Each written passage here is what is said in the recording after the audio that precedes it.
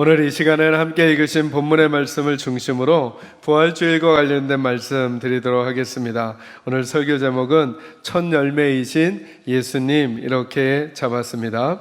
성경에 보면 그 별명들을 가지고 있는 몇몇 장들이 있습니다. 예를 들어서 고린도전서 13장은 사랑장이라는 별명이 있습니다. 사랑은 오래 참고 사랑은 온유하며 이렇게 사랑에 대한 이야기가 있기 때문에 사랑장이라는 별명이 있기도 하고요. 그리고 히브리서 11장은 믿음장이라는 별명이 있습니다. 믿음에 대한 이야기를 기록하고 있기 때문에 그렇습니다.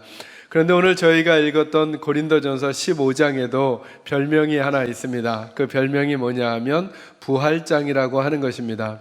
저희는 20절에서 28절만 읽었지만 1절부터 계속 읽어가시면 부활과 관련된 내용이 계속 등장하고 있기 때문에 그렇습니다.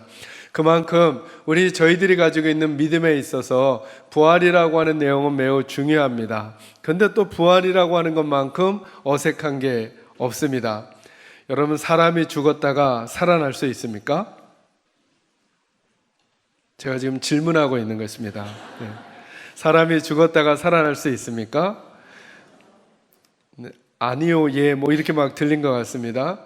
믿음으로는 우리가 예라고 말하고 싶지만 하나님의 질서로 사람은 죽었다가 살아날 수 없는 것입니다. 저희들이 믿음 생활할 때 제가 늘 이런 표현을 써드리잖아요. 예수님은 우리들의 모델이 아니라 우리들의 생명이다, 이렇게 말씀을 드립니다. 왜 예수님이 우리들의 모델이 아니냐 하면 기독교가 종교가 아닌 이유가 여기에 있습니다. 다른 모든 종교들은 그 종교를 만든 사람들이 모델입니다. 그래서 그들이 한 것처럼 사람들이 할 때 그 종교의 창시자가 원했던 그 수준에 그들도 오를 수 있다라고 하는 것입니다. 그런 면에서 기독교가 종교가 아닌 이유, 예수님은 우리들의 모델이 아니기 때문에 그렇습니다. 물론 예수님이 명령하신 내용들, 또 예수님이 보이신 본이 있기도 합니다. 그러나 그것은 우리들 모두가 예수님처럼 되라고 하는 게 아닙니다. 그래서 예수님의 하신 사역에는 절대로 흉내 내서도 안 되고 흉내 낼 수도 없으며 흉내 내려고 해서도 안 되는 일들이 많이 있습니다. 그 중에 한 가지가 십자가이기도 하고요. 여러분, 예수님은 무리를 걸으셨습니다. 그죠? 여러분, 예수님이 무리를 걸으신 이유가 뭘까요? 이제 믿음이 있는 사람들은 물을 건너갈 때 걸어서 건너가야 된다. 그러지 못하는 사람은 믿음이 없는 거다. 이런 얘기를 하시려는 게 아닙니다. 하나님께서 어떤 사인들을 성경에 보여주셨을 때 그것은 어떤 하나님의 메시지를 전달하려는 도구이지 그것을 우리 보고 똑같이 반복하라고 하시는 게 아닌 것이죠. 이스라엘 백성들은 홍해를 건너갈 때 어떻게 했습니까? 하나님께서 바다를 갈라주셨습니다. 여러분, 이제 우리는 태평양 건너갈 때 어떻게 해야 될까요? 그러면 비행기 타거나 배 타고 건너가야죠. 근데 그 앞에서 하나님이 바다를 갈라주실 때까지 난 꿈쩍도 안 하겠다. 그러다가 늙어 죽습니다, 거기서. 왜냐하면 바다를 가르신 이유는, 홍해를 가르신 이유는 하나님의 고유하고 아주 특별한 메시지가 거기 있기 때문입니다. 예수님이 무리를 걸어가신 것도 예수님께서 자연 만물을 통치하시는 하나님의 아들이심을 보이시는 메시지가 담겨져 있는 것이지, 이제 앞으로 하나님의 사람들은 물을 만나거든 물을 걸어서 건너갈 수 있는 믿음을 가지라고 말하는 게 아니라는 것이죠. 부활도 마찬가지입니다. 오늘 부활도 이제 우리도 살다가 죽게 되면, 우리 부모님이 돌아가시게 되면 예수님도 부활하셨으니까 이 땅에서 우리가 기도해서 믿음으로 살다 보면 살아나게 될 거야, 이렇게 될 거야를 모델처럼 똑같이 반복하라고 하시는 사건이 아니라, 이 예수님의 부활 사건은 저와 여러분에게 고유하게 예수님이 그 일을 행하심으로 이제 우리에게 가져다 주실 놀라운 은혜가 있다는 사실을 알려주시는 사인이라는 것입니다. 그 사인이란 말을 첫 열매라고 표현하는 것입니다. 우리가 읽었던 20절 말씀을 같이 한번 보도록 하겠습니다. 같이 한 목소리로 읽어볼까요? 읽습니다. 시작. 그러나 이제 그리스도께서 죽은 자 가운데서 다시 살아나사 잠자는 자들의 첫 열매가 되셨도다. 아멘. 잠자는 자들의 뭐가 되셨다고요? 첫 열매가 되셨다는 거예요. 예수님이 열매가 되셨다, 이런 표현을 쓰는 것이죠. 그래서 예수님은 우리가 따라갈 모델이라는 표현보다 예수님은 우리의 전부이며 생명인 것입니다. 우리가 지난 주간에 고난 주간을 보냈잖아요. 제가 이런 표현을 우리 새벽 예배에 오신 분들에게 말씀드렸어요. 고난에 동참하자는 표현은 하나님이 원하시는 마음이 아닐 수 있어요. 우리는 예수님의 고난에 동참할 수 없어요. 예수님의 고난에 우리의 것을 덧붙이거나 예수님의 고난처럼 우리의 고난을 이해할 수 없어요. 도리어 예수님이 고난당하신 이유는 뭐냐 하면 그 예수님의 고난의 공로를 받을 자격과 조건이 없는 우리들이 받아서 그 고난의 공로 때문에 새로워진 태도와 자세로 우리 인생을 살게 하시려고 예수님이 고난 당하신 거죠. 우리는 그 고난에 동참하는 게 아니라 고난당하신 그 예수님의 사랑과 은혜를 하나도 남김없이 우리 영혼 가운데 듬뿍 받는 것만이 우리의 일인 거예요. 그리고는 그 고난의 공로로 인하여 새 생명 얻은 우리가 이 땅을 살면서 더 힘있고 용기 있게 살라고 말씀하시는 게 고난주간을 보내는 가장 아름다운 하나님의 백성의 태도일 수 있는 거예요. 얼굴에 화장기 없는 것으로 일주일을 보내고 검은 옷을 입고 일주일을 보내고 얼굴에 근엄한 표정을 가지고 일주일을 보내라고 고난주간이 있는 것 아니죠. 나의 나된 것이 예수님의 고난 때문이구나, 그 고난의 은혜가 내게 복으로 임했구나를 깨달아 황송하고 죄송함으로, 그리고 더 바르고 온전함으로 하나님 앞에 살아가려고 다짐하고 결단하는 시간들이 고난주간이 될 수 있어야 하는 것이죠. 왜요? 왜 우리가 슬퍼하면 안 될까요?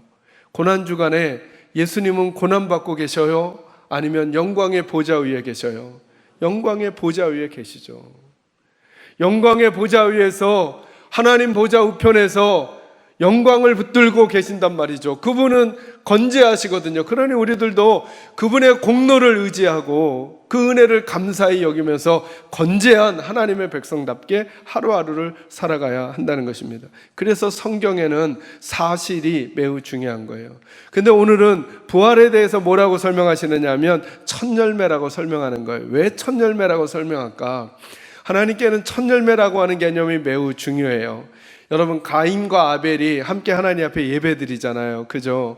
근데 하나님께서 창세기 4장에 보면 한번 읽어볼까요? 읽어보겠습니다. 본문 말씀 표시하시고 창세기 4장 3절과 4절, 5절을 읽도록 하겠습니다.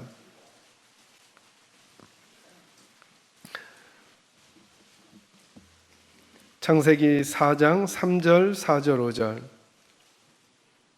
같이 읽겠습니다. 시작. 세월이 지난 후에 가인은 땅의 소산으로 제물을 삼아 여호와께 드렸고 아벨은 자기도 양의 첫 새끼와 그 기름으로 드렸더니 여호와께서 아벨과 그의 제물은 받으셨으나 가인과 그의 제물은 아니하신지라. 가인이 몹시 분하여 안색이 변하니. 아멘. 두 사람이 같이 예배합니다. 그런데 가인은 농사를 짓는 사람이에요. 2절을 잘 보시면 농사를 짓는 사람이니까 그가 얻을 수 있는 소득이 농산물이니까 무엇으로 예배를 드려요?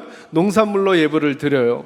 그죠? 그리고 아벨은 뭐 하는 사람이에요? 양을 치는 목동이니까 양을 잡아 하나님 앞에 예물을 드렸단 말이에요. 근데 결과가 어떻게 나오냐면 이유를 설명해 주시지 않아요. 하나님이 왜 그랬다. 그리고는 결과는 뭐냐면 하나님께서 가인의 예물은 받지 않으셨대요.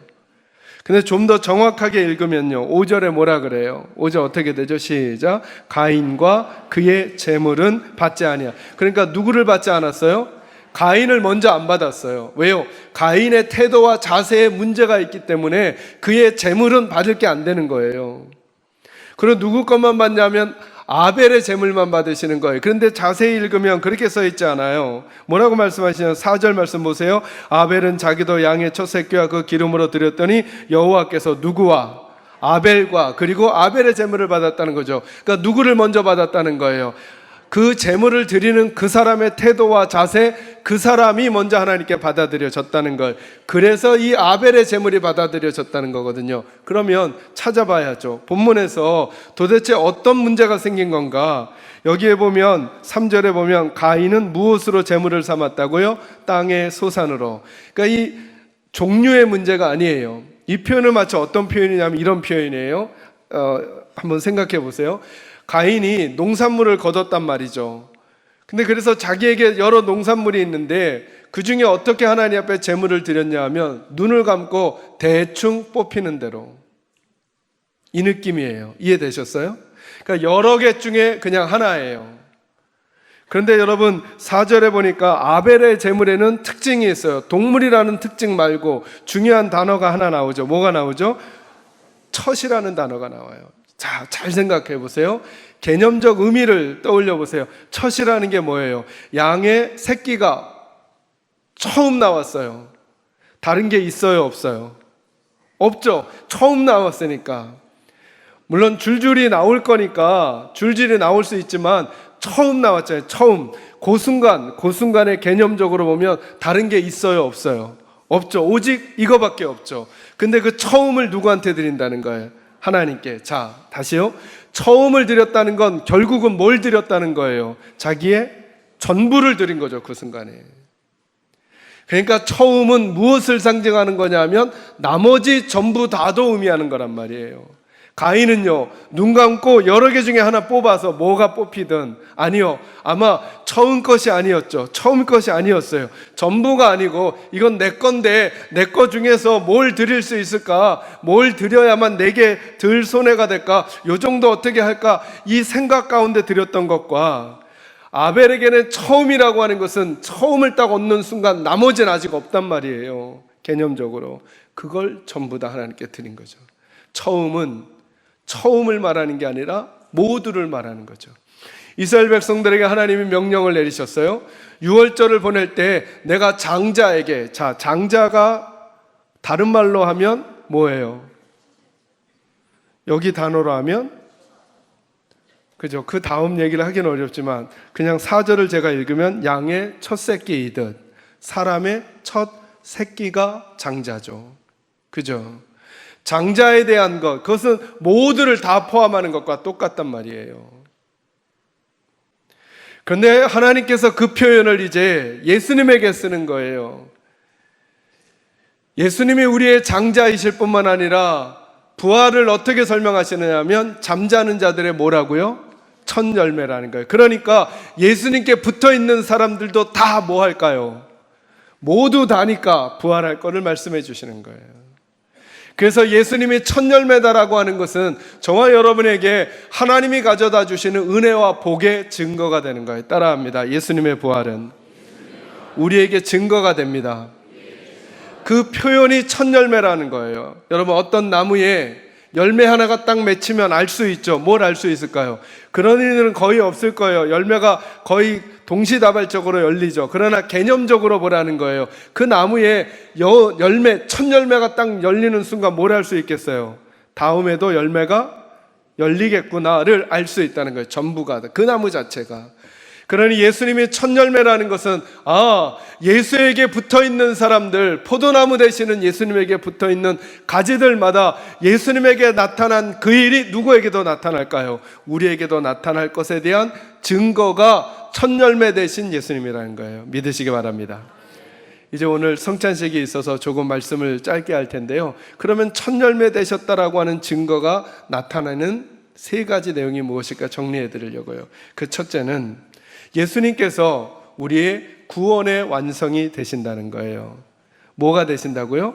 구원의 완성이 된다는 증거라는 거예요. 예수님이 부활하신 거 딱 되는 순간 여러분, 우리가 완전히 구원받았어요? 못 받았어요? 아직? 제가 여쭙고 있는 거예요. 우리가 완전히 지금 구원받았어요? 아직 구원받지 못했어요? 아직 과정 중에 있잖아요. 그죠? 예수 믿고 본질적으로, 법적으로는 하나님의 자녀가 됐지만 우리 때로 이 세상을 살면서 아직도 넘어지고 쓰러지며 살고 있잖아요. 완전히 다 이루어지진 않았잖아요. 그런데 우리에겐 뭐가 있다고요? 제가 계속 얘기했잖아요. 아까부터. 우리에겐 뭐가 있다고요? 첫 열매가 있다고요. 그분이 누구라고요? 예수님. 그분이 부활하셨다는 첫 열매가 뭘 의미하느냐? 우리도 뭐가 완성될 거라고요? 우리의 구원이 완성될 거라고요. 그걸 누굴 보고 안다고요? 예수님 보고. 잘 보셔요, 여러분. 창세기에서 조금만 넘어가시면 레위기라고 있는데요. 레위기 23장 9절을 한번 찾아보세요. 182쪽 그 어간입니다. 레위기 23장 9절에서 14절.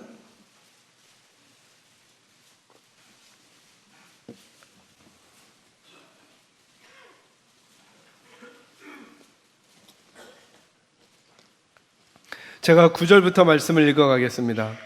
여러분, 레위기 23장에는 이스라엘 백성들이 지켰던 절기들이 나와요. 절기들을 영어 성경으로 어떻게 번역했냐면 페스티벌이라고 번역했거든요. 잔치인 거죠. 그들이 7가지 잔치가 있었죠. 그 중에 오늘 9절에서 14절은 세 번째 잔치를 기록하고 있거든요. 근데 언젠가 제가 여러분에게 성경 구절 알려드렸는데요. 오늘 찾아볼 시간은 없으니까 한번 써놓으세요. 골로새서 2장 16절에서 17절에 보면 뭐라고 말씀하셨느냐 하면 사도 바울을 통해서 절기나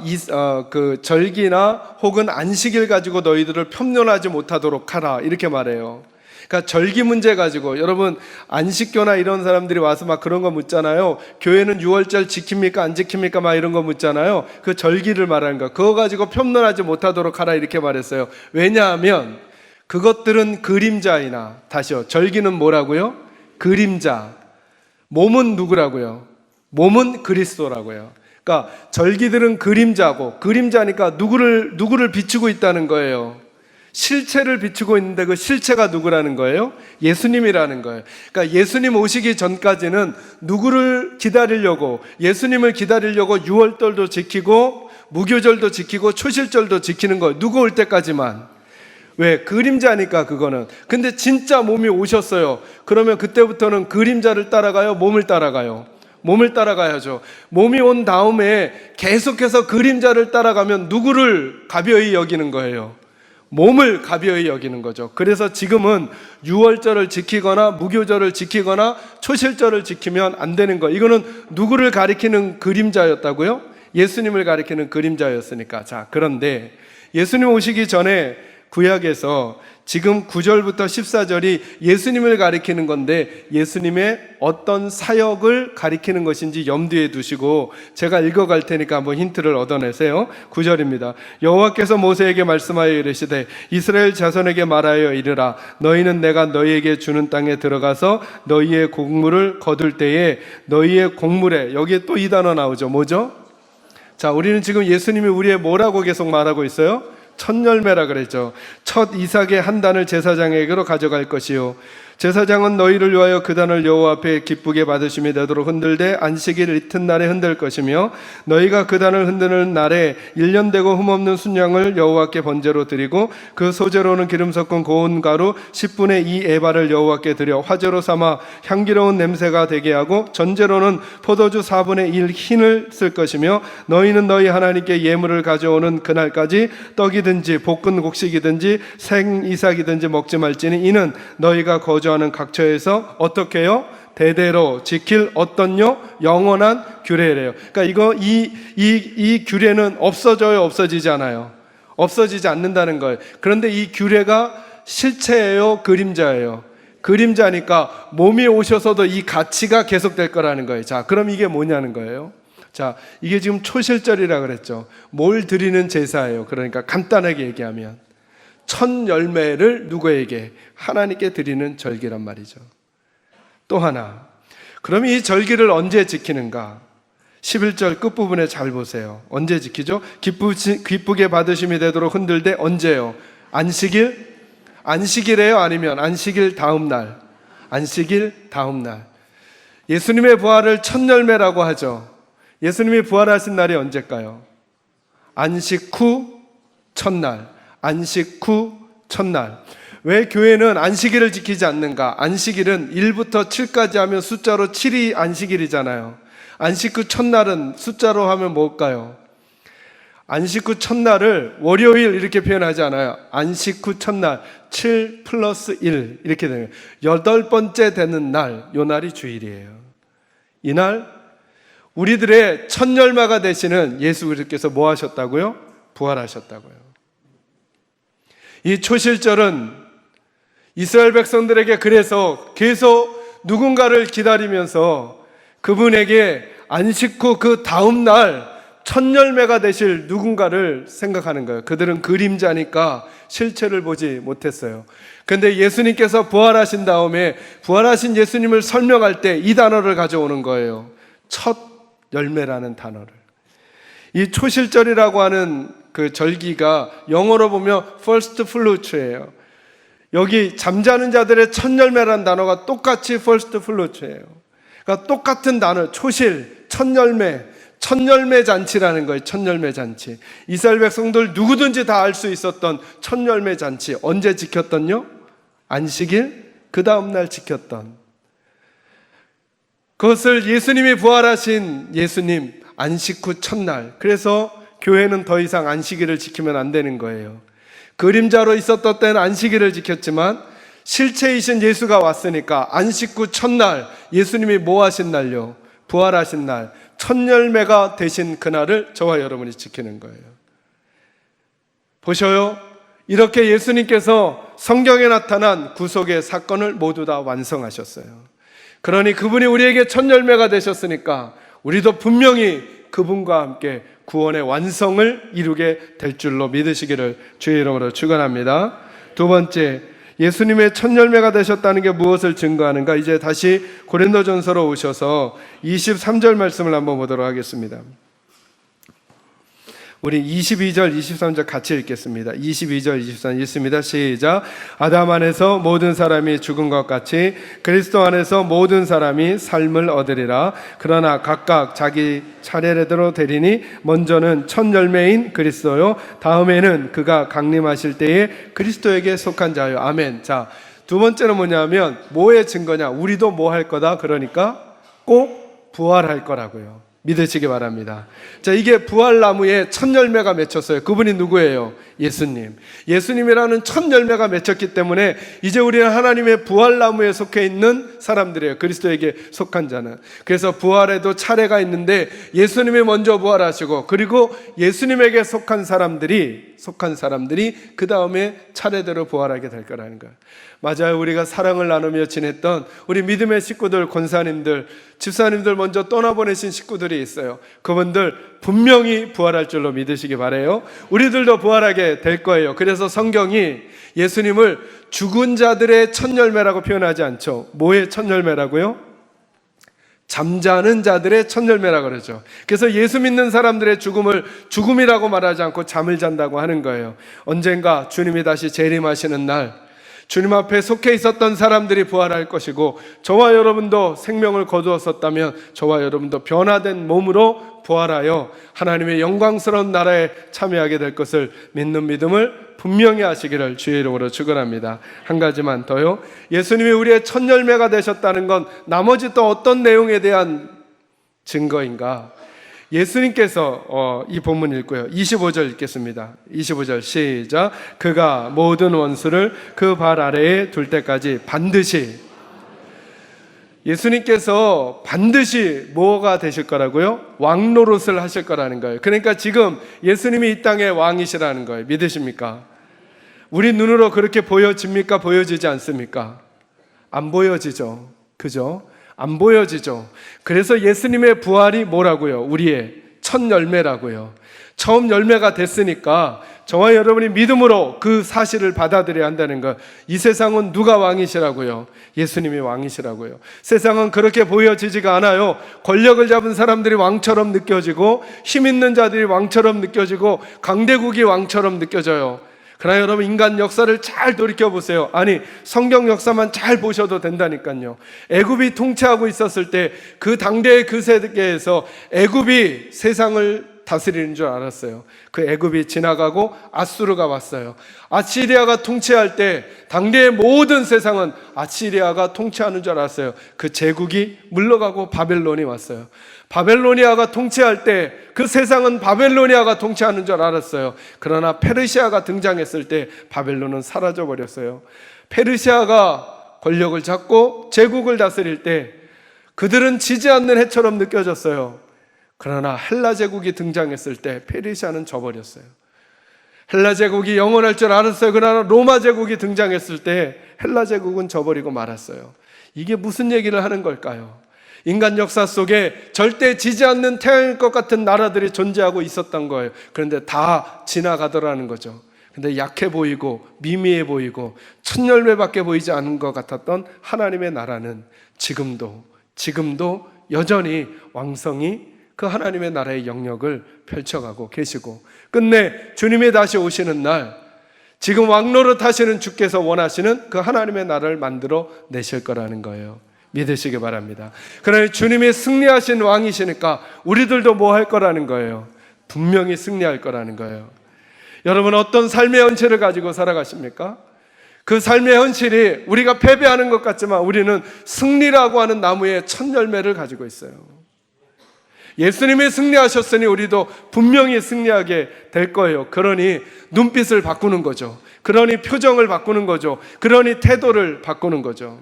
예수님은 어디의 왕이신가? 우리 식구들이 믿음이 좋아지면 자꾸 교회에서 힘을 발휘하려고 그래요.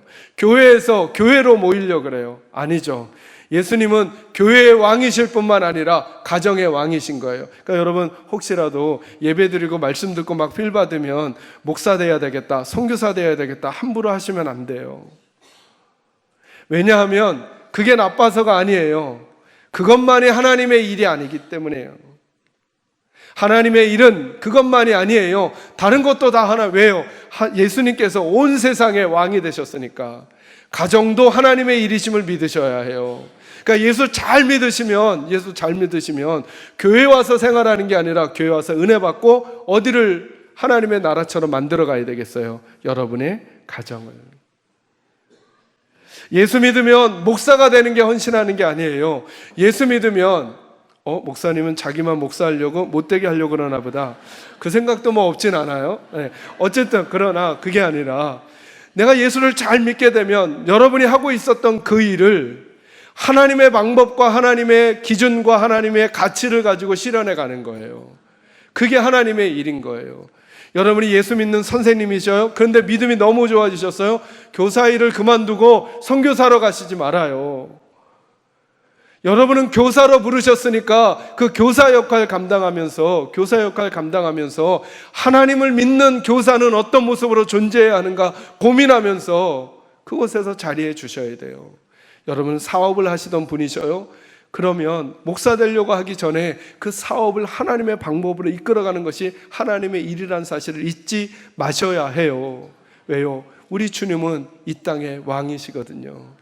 교회에서, 가정에서, 직장에서, 세상 속에서 우리 주님은 왕이셔요. 그곳에서 저와 여러분 지내는 거 쉽지 않지만 그러나 감당해 가는 거죠. 가끔 어떤 젊은 집사님들이나 대화를 나누게 되면 제게 이렇게 물어요. 목사님, 너무 힘드시죠, 목회? 그럼 제가 뭐라 그러냐면, 네, 너무 힘들어요. 그리고 제가 하나 더 물어요. 집사님은 안 힘들어요? 목사님, 너무 힘들어요. 맞아요, 집사님 힘든 만큼 저도 그만큼만 힘든 거예요. 여러분, 우리들의 인생 중에 힘들지 않은 게 어디 있어요? 여러분, 직장 생활 얼마나 힘들어요. 내일도 가셔야 되잖아요. 블랙 먼데이, 그 인간 또 만나러 가야 되잖아요. 그 나쁜. 그래서 여러분, 하루에도 12번 그만 때려치고 싶잖아요. 개인 사업하는 거 쉬우세요? 얼마나 어려워. 다 어려워요, 다. 제가 제 아내 대신에 살림 조금 해보니까 주부들 너무 어려워요. 너무 어려워. 밥을 먹고 설거지하니까 배가 벌써 꺼져. 다 힘들어요, 다.